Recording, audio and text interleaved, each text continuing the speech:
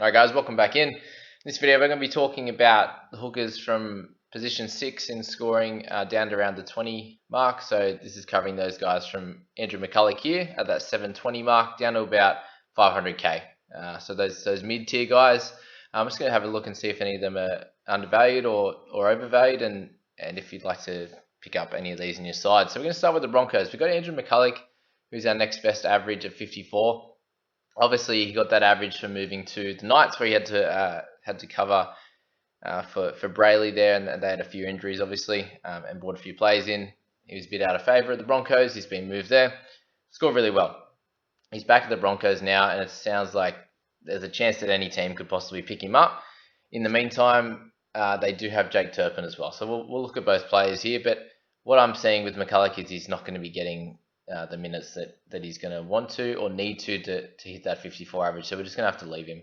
If he does get a chance somewhere else, possibly after playing a few minutes on the interchange and his price drops, then that might be cool to pick him up again. It's just the same as last year, where he was a good option.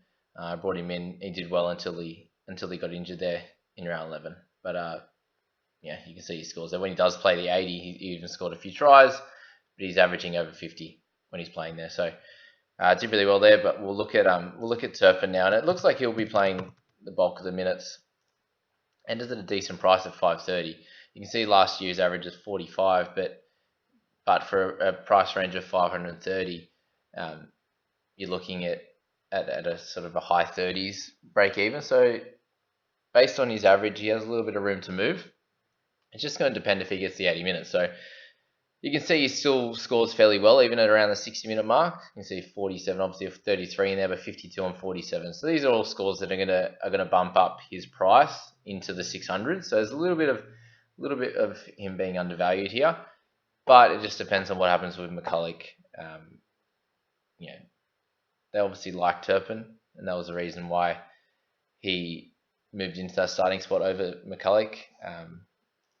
But with the change in the coaching structure, who knows what's going to happen here. Obviously, we might find out a little bit more getting close to the season, but with the hooking situation at the Broncos, I'd say best option is to just wait and see with these guys. Turpin did score well enough for him to be worth a spot in your side, but again, wait and see. I think with that one.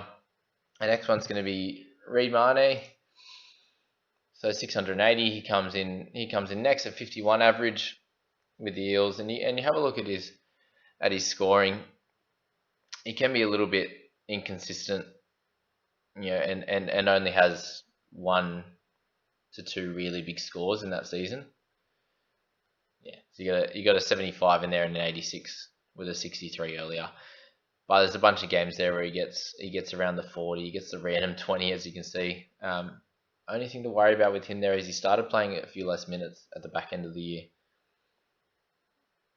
Was he doing that just to give him a little bit of a rest? Because he obviously was an 80-minute hooker most of the year. Did he do that to give him a rest over the last few games before the finals? Possibly, but it's also interesting to look at the fact that even playing 80, he's averaging pretty much close to that mark anyway. So there's not really much room for improvement with Reed.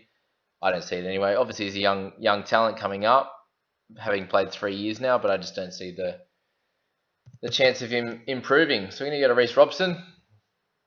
Broncos. Cowboys. What I've heard there, obviously, Toddy Payton's coming in to take over the coaching role there, and he's wanting to play a little bit more of an up-tempo game, which is going to suit Robson a little bit more. Burst onto the scene last year, scoring really well when he got the 80 minutes, but then you have a bunch of games there where he was moved to the interchange. You can see there's a few games there at 50 minutes, 26, 56, and then a bunch at the start. So when he played the 80 minutes, his average is closer to 55, which means there might be a little bit of room to move. If you think the Cowboys can improve on their season from last year, which obviously they can't get much worse. They're my team, of course. Then there's a chance that he's slightly undervalued, but again, he's a young guy come onto the scene, only played a couple of years.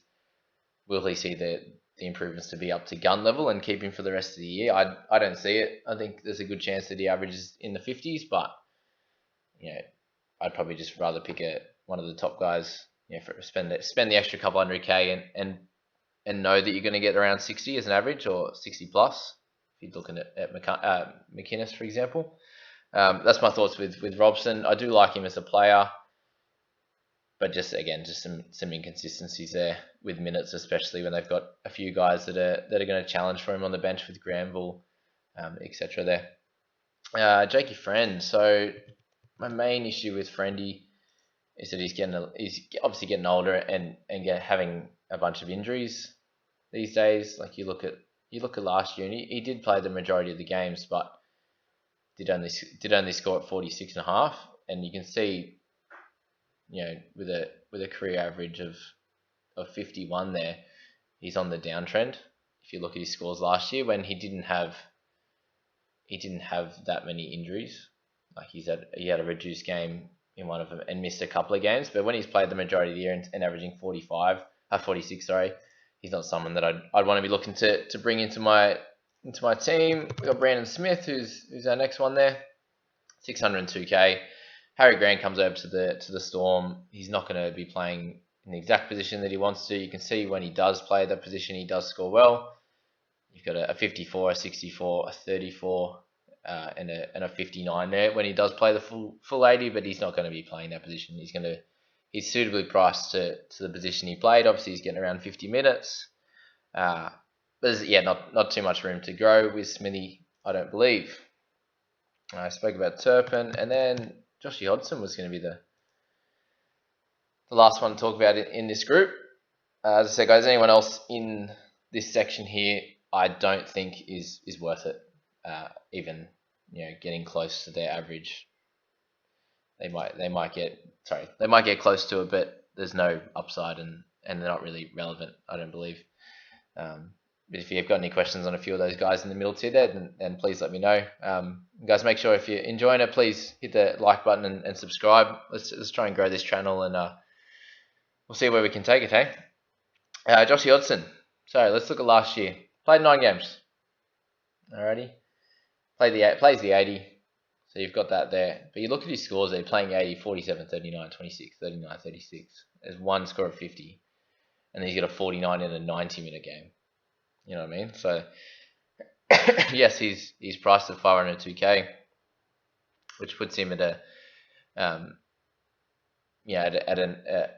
break even of just slightly lower than his 38. But is he worth it? There's the new rules. You got the 1-on-1 strip. He's obviously pretty good at it. I think a lot of people will pick him up for that reason. But he's notoriously not been an amazing fantasy scorer. He's not the typical hooker that gets you a shitload of tackles and not many misses. Like you can see, this is our miss category here. Where my mouse is, and he's got 7, 9, 11, 4, 6, 11. Those kind of players that really annoy me. One of those players that is good for the game in terms of NRL, scores well in that way, and some of these new stats might help him a little bit, but is it enough for him to average 50 plus and be worth it? Getting a couple 100k in price rises? I don't think so at this stage. I know a lot of people will probably bring him in, but at this price, I'm going to say no. If he was closer to 450, 400, I'd say probably yes. But he's someone he might make 100k if he plays well and averages 45, but you're going to have to trade him out later. So something to think about with those guys. As I say, guys, message me in the comments there if you're interested in me talking about any other players in this section. But I think they're the only ones that have a little bit of relevance in there. My thoughts around this topic is there's going to be a few guys I'll talk about in the next one, which are a lot cheaper, and so a little bit less risky and have the chance to go up in value and score pretty well. But we'll talk about those in the next one. I think with this, and in terms of in most categories, most positions, is going for the guns and the cheapies is going to be best, especially in this position here, because I don't really feel like any of those guys are undervalued, with a slight possibility of Robson or Turpin. But if they get their full allotment of minutes. But anyway, guys, I hope you enjoyed, and I'll catch you in the next one.